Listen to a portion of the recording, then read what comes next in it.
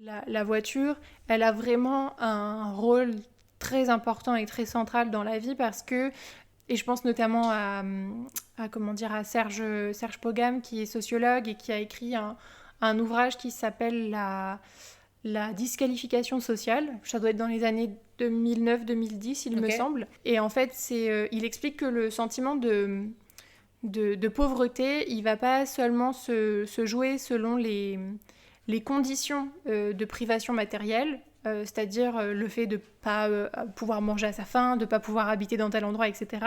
C'est le sentiment de pauvreté, il se joue aussi sur la stigmatisation Ok.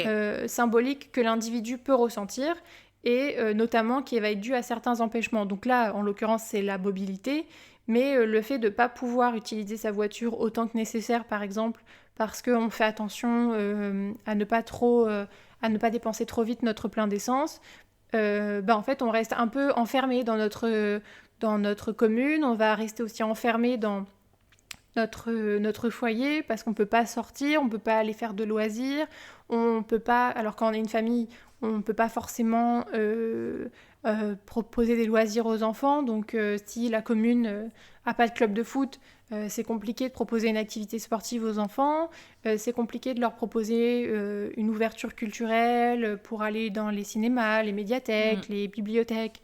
Donc il y a tout ça qui se joue en fait autour de la voiture et c'est vrai que, enfin, moi, je parle sur comment j'ai découvert tout ça, comment j'ai appréhendé tout ça en lisant les doléances, mais c'est pas forcément quelque chose auquel je pensais Mm. quand j'ai commencé à regarder tout ça, parce que c'est vrai que la voiture, c'est d'abord vu de manière générale comme un outil de mobilité Oui, de manière très basique, genre c'est pour faire nos déplacements, quoi. c'est hyper intéressant.